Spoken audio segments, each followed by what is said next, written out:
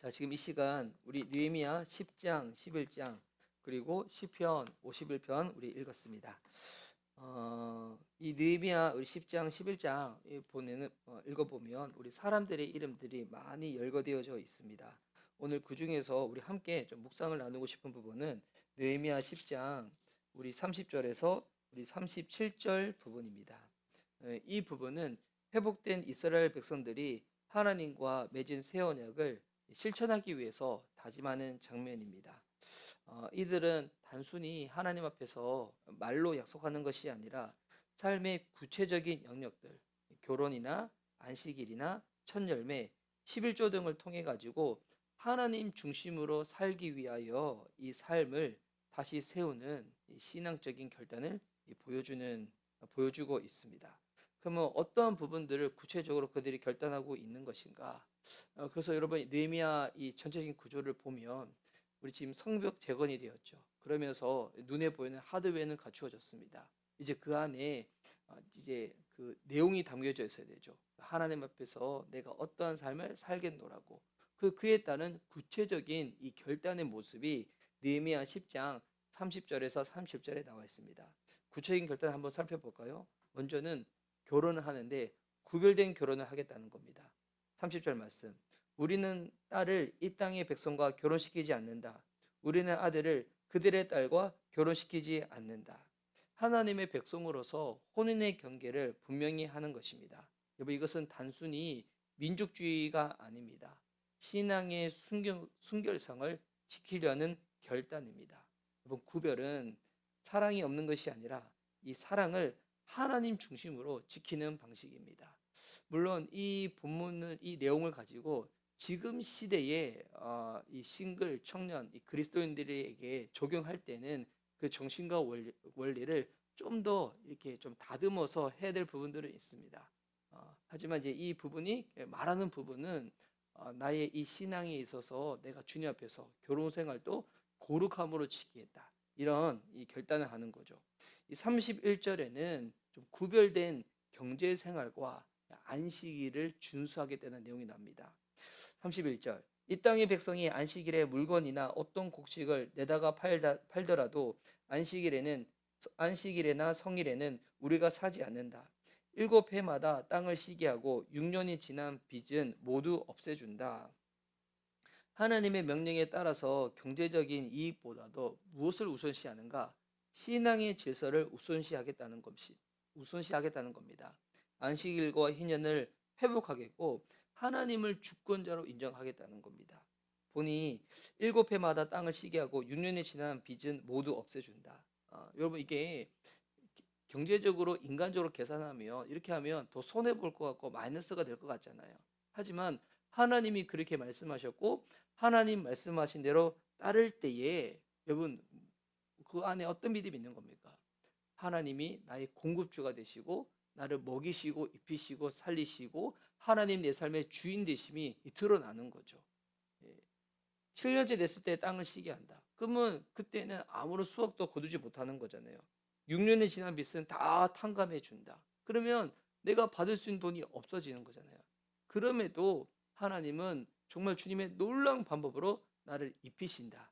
나를 먹이신다. 나를 살리신다. 이 믿음으로 나아가는 겁니다. 회복된 신앙인은 시간과 물질에 대해서도 완전히 다른 태도를 보이는 것이죠. 또 32절과 33절에서는 성전 유지를 하겠다는 헌신이 담겨져 있습니다. 우리는 32절 우리는 다음과 같은 규례도 정하였다. 하나님의 성전 비용으로 쓰도록 우리는 해마다 3분의 1 세개씩 바친다. 이것은 늘 차려놓은 빵과 규칙적으로 드리는 곡식제물과 규칙적으로 드리는 번제와 안식일이나 초하루나 그 밖에 절기 때에 드리는 제물과 이스라엘의 죄를 속하는 속제물과 우리 하나님의 성전에서 하는 모든 일에 쓸 것이다. 여러분 이들이 이 성전이라는 것은 주님 앞에서 예배드리는 곳이잖아요. 하나님의 집이 제대로 유지되기 위해서 이렇게 참여하겠다는 겁니다. 마음만 쓰는 것이 아니라 실제적으로 내 물질을 드리겠다는 겁니다.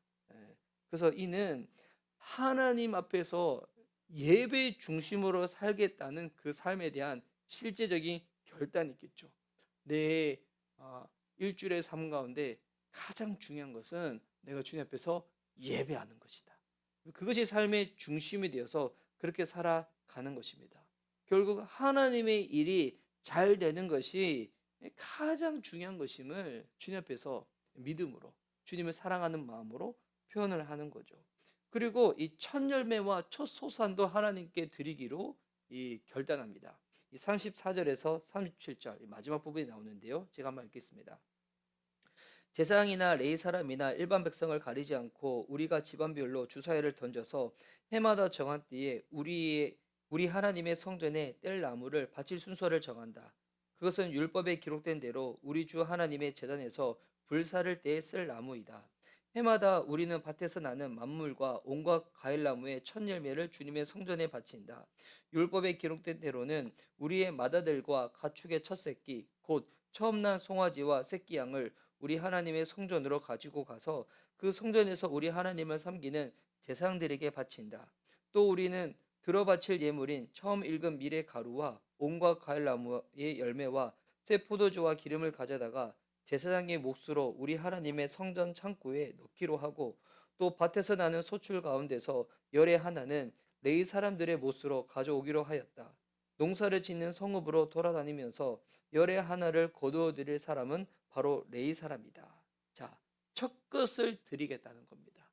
나의 처음 난 첫 열매, 첫 소산을 하나님께 드리겠다고 이렇게 다짐하고 있죠. 첫 것을 드린다는 것은 하나님을 내 삶의 처음이요 중심으로 두겠다는 신앙의 고백입니다.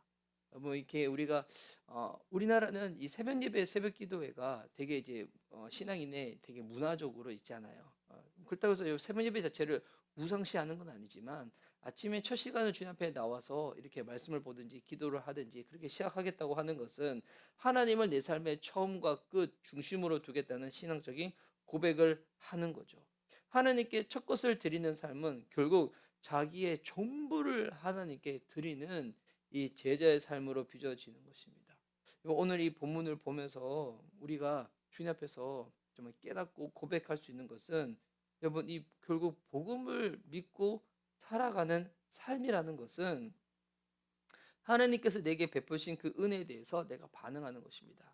지금 이스라엘 백성들이 이렇게 주님 앞에서 결단하고 헌신하는 거 이렇게 해야지만 하나님의 은혜를 받고 복을 받고 사랑을 받는 것인가? 그게 아니죠. 하나님이 베푸신 그 은혜 가운데 감사하여서 그들이 자발적으로 주님 앞에서 이렇게 반응하는 것입니다. 헌신하는 것입니다. 뭐 헌신은 강요로 되어지는 것이 아닙니다. 뭐 의무로 되어지는 것이 아닙니다. 신앙생활 하시는 분 중에서 그런 오해를 하시는 분들이 있어요. 내가 꼭 이렇게 헌금 생활을 해야 되는가? 예배를 드려야 되는가? 주님 중심으로 살아가야 되는가? 나 바쁘고 귀찮고 할 일도 많은데 또 특별히 또 지금의 시대에는 개인주의가 팽배하고 또 바쁘고 분주한 일상을 사는 특별히 도시에 사시는 분들이 더 모르겠습니다. 저는 시골에 살지 않아서 잘 모르지만 도시에 특별히 대도시에 사시는 분들, 서울에 사시는 분들은 더욱더 그럴 거예요. 너무 분주하고 바쁘고 여력이 없죠. 또 세속주의와 개인주의에 휩쓸려서 살아갈 때 하나님 중심으로 살아가는 삶 결코 쉽지 않습니다.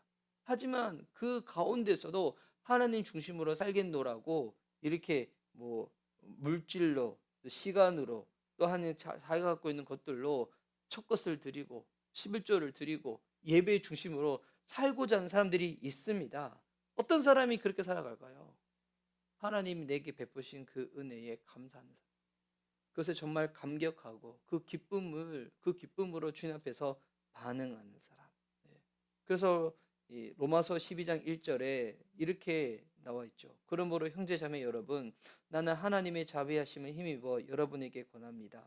여러분의 몸을 하나님께 기뻐하실 거룩한 산 제물로 드리십시오. 이것이 여러분이 드릴 합당한 예배입니다. 로마서 12장 1절의 이 말씀은 앞부분에 복음에 대한 내용이 쭉 설명되어지거든요.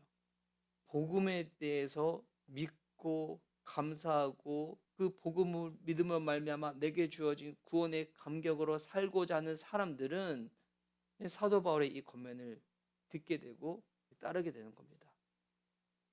분별하여 살아가는 겁니다. 하나님 중심으로 살아가는 겁니다. 이것이 합당한 예배의 삶이라는 것입니다. 우리 예수님은 어떤 분이십니까? 첫 열매로 하나님께 드려진 분이시잖아요.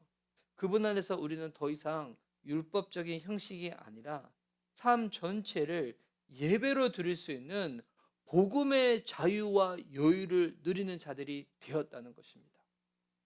정말 중요한 부분이죠. 그분 안에서 우리는 더 이상 율법의 형식이 아니라 내 삶의 전체를 하나님 앞에 기쁨으로 내어드릴 수 있는 복음의 자유와 여유를 누리는 자가 되었다는 것입니다. 의무가 아닙니다. 강요가 아닙니다. 그거 하지 않으면 벌받고 뭐 천국 못 가고 구원받지 못하고, 여러분 이거는 율법주의 신앙 이단들이 그렇게 가르치는 거잖아요. 우리 성경에서 주님이 우리에게 말씀하시는 바는 무엇입니까? 헌신? 주님 앞에 중심으로 살아가는 것? 여러분 이거는 정말 피조물인 우리 인간이 정말 누릴 수 있는, 정말 사용할 수 있는 최고의 자유의 권한입니다. 우리가 무엇이간데 주님 바라보며 주 뜻대로 살아가며 잃어버린 영혼 구원하여 하나님 나라 확장 가운데 그리스도의 제자를 세우는 일 가운데 내 삶이, 내 물질이, 내 재능이 쓰임받을 수 있다. 여러분 이거 최고의 삶입니다. 나중에 우리가 인생의 종말이 와서 주님 나라 갈 때 여러분 그때는 깨닫게 되어질 것입니다. 와, 이전 시간에 하나님이 내게 감동 주시고 은혜 주셨을 때 왜 그렇게 살아가지 않았을까? 물론 믿지 않는 사람들이 그렇게 살아갈 수 없지만 주님을 믿는다고 고백하였고 놀라운 은혜를 받았음에도 불구하고 내가 왜 그렇게 살아가지 않았을까?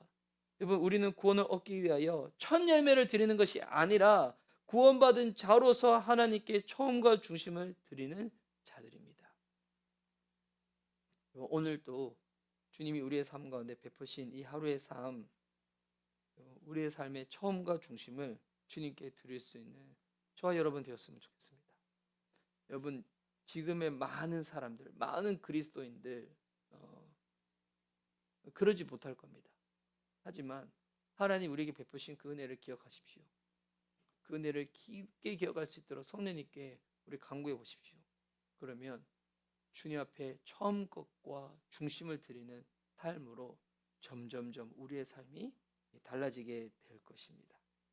여러분 그런 삶으로 나아갈 수 있는, 또 그런 자들을 더 세우고 제자 삼는 우리 미션 리바이벌 교회가 될 수 있기를 우리 함께 힘 모아 주님께 기도하며 나아갔으면 좋겠습니다. 이 시간 우리 주님 앞에 기도하는 시간 갖도록 하겠습니다.